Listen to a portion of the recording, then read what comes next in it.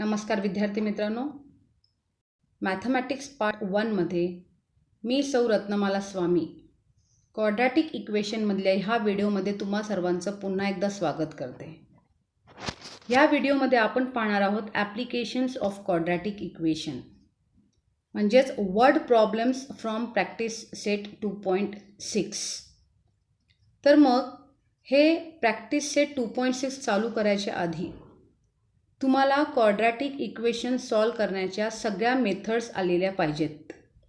May be it might be factorisation method, completing square method or formula method, कुठलीही method असू दे. तुम्हाला हे application solve करताना जी method easy वाटते ती मेथड तुम्ही यूज करू शकता. फक्त इथे काय करायचं आहे, जे वर्ड प्रॉब्लेम्स दिलेले आहेत अकॉर्डिंगली तुम्ही क्वाड्रॅटिक इक्वेशन फॉर्म करायची अगोदर. मग बघा, first problem, the product of Pragati's age 2 years ago and 3 years hence is 84. Find her present age. प्रगतीचं 2 वर्षापूर्वीचं एज आणि 3 वर्षानंतरचं एज ह्यांचं प्रोडक्ट 84 आहे. ओके, मग 2 वर्षापूर्वीचं आणि 3 वर्षानंतरचं काढण्यासाठी प्रेझेंट एज माहिती पाहिजे मला. So what I do, let present age of Pragati equal to x years. 2 years back, so her age 2 years ago will be x minus 2 years. 3 years hence, so her age 3 years afterwards will be x plus 3. बरोबर आहे. मग आता काय म्हणलेलं आहे, product of their age 2 years back and 3 years hence is 84. So by given condition 2 years पूर्वी x minus 2 x plus 3 3 after 3 years ह्या दोघांचं प्रोडक्ट आहे 84. मग आता सॉल्व करूया अशा मेथडने. And finally I will get a equation x square plus x minus 90 equal to 0. Quadratic equation form होईपर्यंत हा तुम्हाला प्रॅक्टिस करावं लागणार आहे. एकदा क्वाड्रॅटिक इक्वेशन आल्यानंतर तुम्ही कुठल्याही मेथडने सॉल्व करू शकता. आता मी काय करते, इथे मी फॅक्टरायझेशन मेथडने सॉल्व करते. X square x plus 90 plus x minus 90 equal to 0. So what I am going to do is take factors of minus 90. Okay, that will be 10 9s are 90, middle sign plus, so bigger number plus, and it will become minus. Okay, so then x square plus 10x minus 9x minus 90 equal to 0. Take x common first from first two and take minus 9 common from last two. So in this way we are going to solve the quadratic equation. After solving quadratic equation, you will get two answers as usual. X will be minus 10 or x will be 9. But what was your x? X was your present age of Pragati. But age of a person cannot be negative. Age of a person cannot be negative. So we will get x equal to 9. Suppose in this question it was not an age. Okay, it was not age, it was some number. Then also we have to take both the numbers and get your answer. Okay, म्हणजे या word problem मध्ये एकच answer येईल असं नाही, आपल्याला कधी कधी दोन्ही येऊ शकतात. पण आपल्याला हे वाक्य लिहिणं कंपल्शन आहे. Age can not be negative, म्हणून x equal to 9. And I will get final answer, Pragati's age present age is 9 years. अशा पद्धतीने आता आपण फर्स्ट प्रॉब्लेम कंप्लीट केलेला आहे. Okay, so moving to the next problem. The sum of square of 2 consecutive natural number, consecutive even natural number is 244. आता बघा, हे जे स्टेटमेंट आहे ह्याला आपण तर नंतर कंप्लीट करणार आहोत, त्यात मी अगोदर तुम्हाला शॉर्टमध्ये सांग. सम त्यांनी इक्वेशन प्रमाणे मी तयार करते. सम घेतला, सम square 2 consecutive even natural number. If your first natural number is x, then next even natural number will be x plus two. Even natural number म्हणल्यामुळे एक्स प्लस टू घेतलेले मी. इज म्हणून इक्वल टू घेतला 244. लक्षात येते का? जसं जसं ते सेंटेन्स आहे तसं तसं मी तुम्हाला फॉर्म करून दाखवलेलं आहे. ओके, पुन्हा एकदा बघा वाटल्यास बॅक जाऊन. मग आता ह्याला लिहूया. लेस्ट your first even natural number be x. Second even natural number will be x plus two. And they have given you condition sum of square of two consecutive natural number is 244. बघा आलं का same. Solve करा. X square plus 4x plus 4 equal to 244. So 2x square plus 4x plus 4 minus 240 equal to 0. 2x square plus 4x इथे येणार आहे minus 236. इथे actually 4 minus 244 येणार. बरोबर आहे. मग 4 minus 244 will be 240. Okay, so 2x square plus 4x minus 240 equal to 0. Now in this I am going to divide the whole equation by 2. This was your original equation. Dividing both side by 2 I will get x square plus 2x minus 120 equal to 0.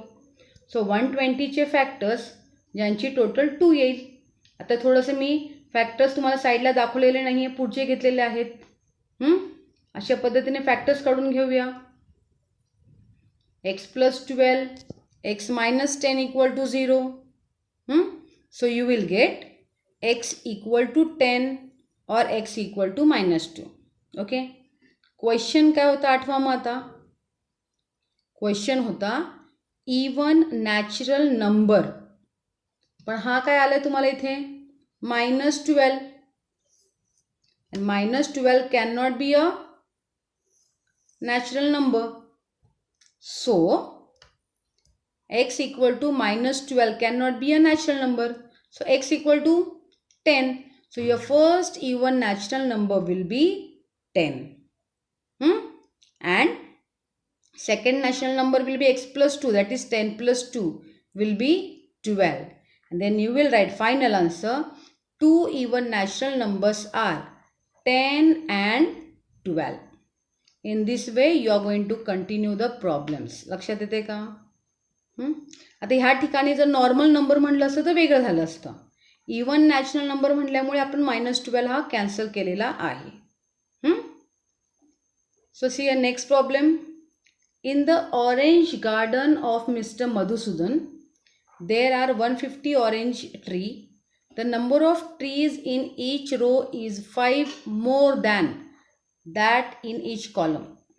Find the number of trees in each row and each column with the help of following chart. त्यांनी आपल्याला थोडंसं hint दिलेले आहेत. Okay, आता या हिंटमध्ये आपण solve करूया. मग number of trees in column त्यांनी एक्स घेतले. ओके, ठीक आहे, एक्स आहे. So the number of trees in each row is 5 more than column. Column मध्ये x आहे म्हणजे रोज मध्ये येणार x plus 5. Total number of trees. लक्षात येते का? बघा आता जेव्हा मी टोटल नंबर ऑफ ट्रीज म्हणते, आता तुम्हाला एक एक्झाम्पल देते की समजा असे इथे प्रत्येक लाईनमध्ये 3 मुलं उभी आहेत आणि असे माझ्याकडे 4 लाईन्स आहेत. किती मुलं होतील बघा बरं. किती मुलं होत आहेत?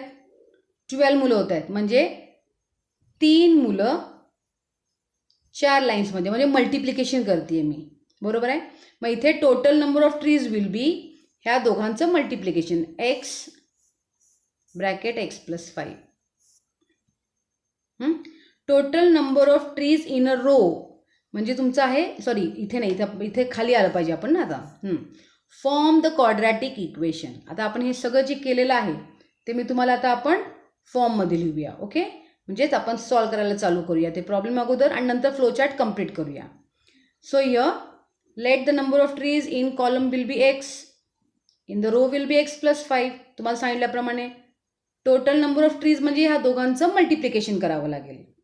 But total number of trees they have given you 150. बरोबर आहे. सिम्पल तुम्हाला क्वाड्रॅटिक इक्वेशन आले. So x square plus 5x equal to 150. Take 150 that side. 150चे factors 5 total. So x square plus 15x minus 10x minus 150 equal to 0. X common minus 10 common. So you will get x plus 15 x minus 10 equal to 0. X will be 10 or x will be minus 15. But what was x? Number of trees in column. बरोबर आहे. Number of trees cannot be negative. So x will be 10. म्हणजे आपल्याला मिळालं number of trees in each column मिळालं. That is x. So here the number of trees in each column is x equal to 10.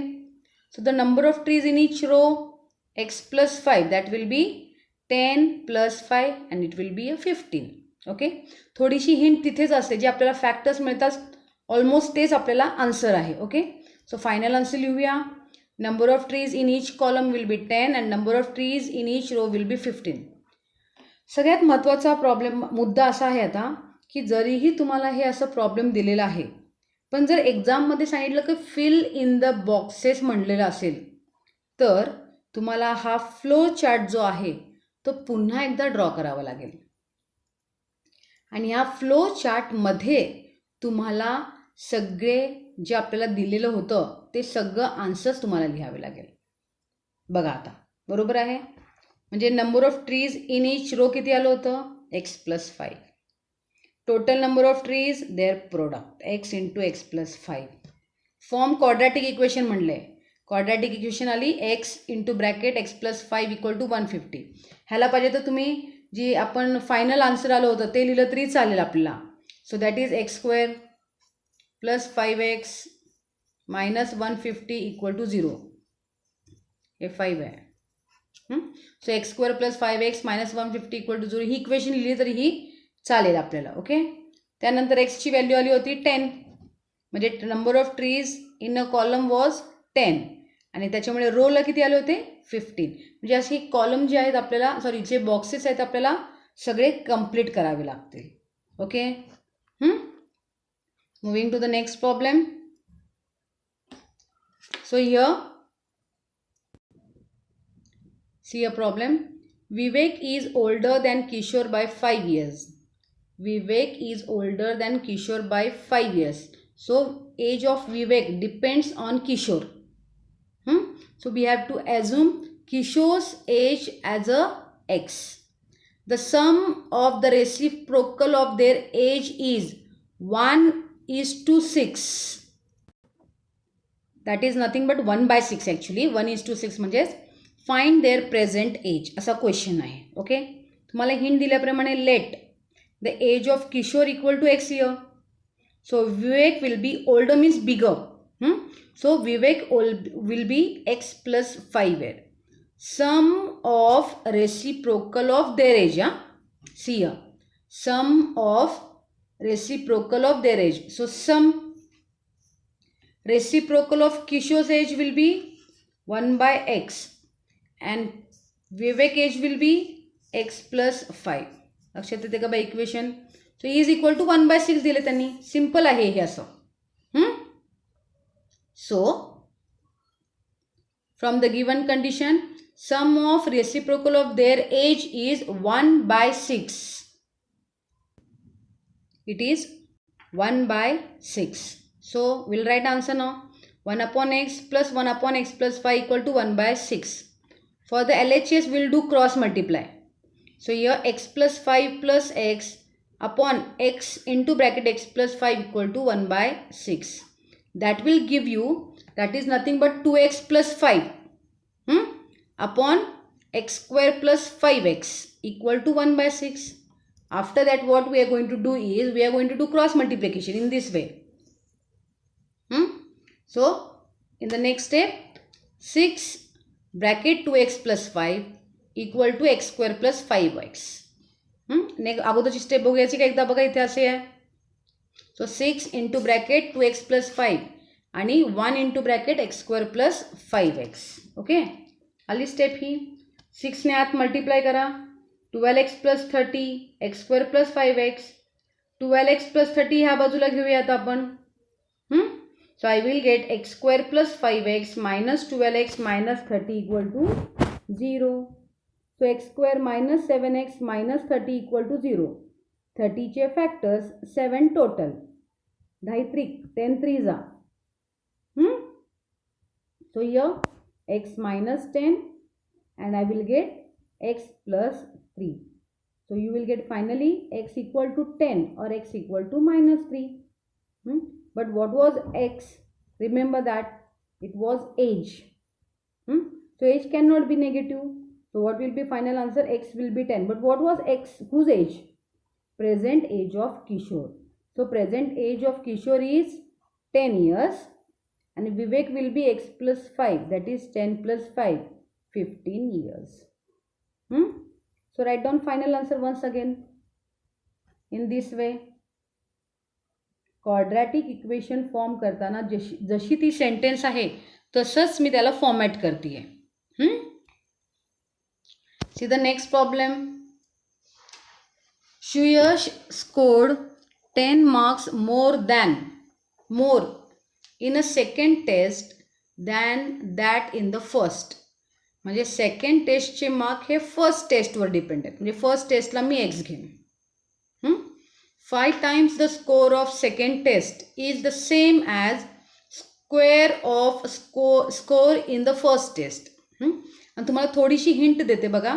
जे त्यांनी क्वेश्चनमध्ये विचारले find he score in the first test, खूप वेळा असंच होतं की तेच आपल्याला एक्स घ्यायचं असतं. स्टार्ट करायचं का मग? सो य marks in the first test, your first unit test will be x. Second unit टेस्टमध्ये त्याला किती मिळालेत बघा. He has scored 10 marks more than the first. आणि कंडिशन अशी आहे 5 times स्कोर ऑफ 5 times म्हणजे 5 into bracket score of second test ते आहे x + 10 इज सेम. इज म्हणजे is equal to is same as square of, बघा square of score in the first test. लक्षात येते का बघा. So here we'll continue then. The score in the second unit test will be x + 10. So here you will get the by condition 5 into x + 10 = x². So it will become 5x + 50. 5x and 50 will go that side. So you will get x² - 5x - 50 = 0. Factors of 50 getting total 5. 10 5s are 50. Get the factors. X - 10 x + 5 = 0. X will be 10 or x will be -5. Okay. For the time being x हे -5 negative marks आपण consider करू नये. आपण काही काही वेळा negative marking पण असते. इन फ्युचर तुम्हाला येईलच हे नेगेटिव्ह मार्किंग सिस्टम. ओके. इथं मी लिहिलं आहे but marks can not be negative. पण सध्याच्या ह्याच्यामध्ये की कॉम्पिटिटिव्ह एक्झाममध्ये नेगेटिव्ह मार्किंगसुद्धा आहे आणि नेगेटिव्ह मार्क्स होऊ शकतात काही काही जणांना. ओके. फक्त मी इवन ह्याला असं म्हणू शकते marks can not be negative म्हणण्यापेक्षा आपण असंही लिहू शकतो but x = -5 is not possible. हे सेंटेन्स पण तुम्ही यूज करू शकता. So x = 10. So marks scored by Suyash in the first unit test is 10 and in the second unit test मी लिहिलं नाही आहे. विचारा का? कारण सेकंड युनिट टेस्टचं त्यांनी मार्क्स विचारलेच नाही आहेत क्वेश्चनमध्ये. लक्षात येते का? आता हे जे काही प्रॉब्लेम आपले झालेले आहेत एवढीच अपेक्षा, पुन्हा पुन्हा प्रॅक्टिस करा. ते प्रॉब्लेम्स कसे आलेत बघा. मी कसं क्वाड्रॅटिक इक्वेशन त्या सेंटेन्सवरनं फॉर्म करत गेलेली आहे त्याचा थोडासा अभ्यास करा आणि मगच तुम्हाला हे सगळं सॉल्व करता येईल. आता हा जो नेक्स्ट व्हिडिओ येणार आहे माझा पार्ट 9 हा ॲक्च्युली प्रॅक्टिस सेट सगळं कंप्लीट करतं आहे. त्यानंतर प्रॉब्लेम सेट आहे. मध्ये एक मी तुम्हाला 2 ते 3 दिवसाचा गॅप देईन. त्या 2 ते 3 दिवसामध्ये तुमचं प्रॉब्लेम सेटमधले जे स्टार्टिंगचे प्रॉब्लेम आहेत, स्टार्टिंगचं म्हणण्यापेक्षा मी तर तुम्हाला सांगेन की तुम्ही प्रयत्न करा सगळे प्रॉब्लेम सॉल्व करण्याचा. आणि जे प्रॉब्लेम्स येत नाहीत ते पेज तसंच लीव करा, सोडून द्या. कारण की मी आता प्रॉब्लेम सेट जेव्हा मी घेणार आहे, मी MCQला म्हणा किंवा स्टँडर्ड फॉर्म लिहिण्यासाठी किंवा ते कम्प्लिटिंग स्क्वेअर मेथड करण्यासाठी मी एक्सप्लेन करणार नाही आहे. मी तुम्हाला फक्त स्लाईड दाखवणार आणि पुढे पटापट कंटिन्यू करणार आहे. मी तिथेच एक्सप्लेन करणार जिथे मला वाटतं की हे प्रॉब्लेम थोडंसं टफ आहे. त्याच्यानंतर मग आपण आणखीन खूप झालं तर माझं एक 2 ते 3 व्हिडिओमध्ये हा चॅप्टर कंप्लीट होईल. ओके, भेटूया आता पार्ट 9 मध्ये. Okay, bye bye.